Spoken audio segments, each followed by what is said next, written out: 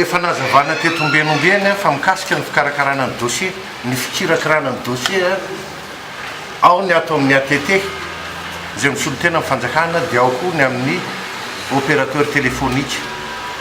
ny zavatra mitranga 4000 dossier zay nareo tonga aty ahoana ny 2000 nompieta amin'ny voalohany iny zany fa tsy situation zao ntsony zay mahatonga an'izay zavatra zay dia vita ny fandraisana ny dossier atao amin'ny ATT dia omena ny opérateur omena vola dia mampita azy via mobile banking ozy tsika amindreo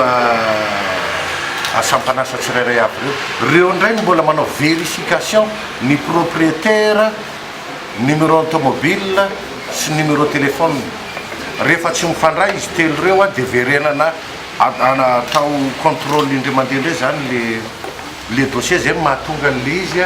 tsy mifanaraka eo eo fa tsy zay dossier voaray akory dia payena eo eo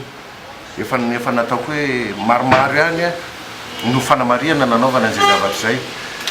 dia tiako mariana koa fa ataoko fampatsihivana farany angamba sisany amin'ity amin'ny fandraisana an'le dossier efa maro zay atao hoe fanetanana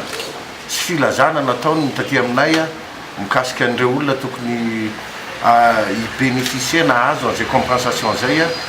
efa mamaraparany zay dia efa mandaminy reo données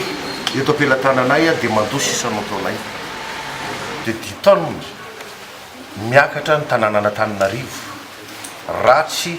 akoatra ny amin'ny sivirolasy amin'ny 5 maraina zay ihany zany mekena lalàna io ary tsy maintsy ampiarina ary matoa izy io ny volavolaina sy hoe nieritreretana nampiarana azy dia mba ho tombontsoany rehetra zay zany tena tsy amikasika amin'ny transport ihany tafiditra amin'io fa na amin'ny travaux publics na amin'ny social amin'ny ankapobeny be dia be zany niseritry ny hoe amin'ny fiarahamonina tafiditra amin'ny tokony hoe tsy fidiran'io camion amin'ny sivialina dia rehefa natao io zavatra eo fa nidinihana tsara dia tokony ho taterahana ary zay zany dia anisan'ny hoe atokon-draharaha manara-maso ny fanataterahana an'izy io ny sazy moa dia efa voalaza eny amin'ny any ao anatin'le arrêté io akoatra n'le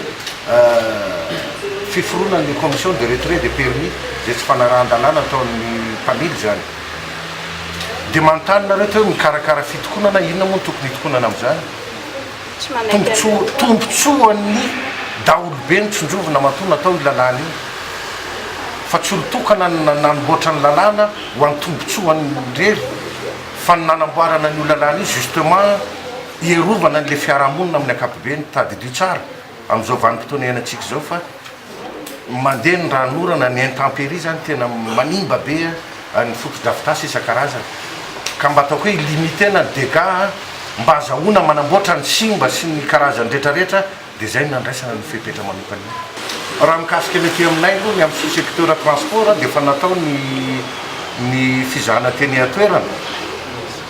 dia tsy mbola nahita aloha zay camion nandika an'izay lalàna zay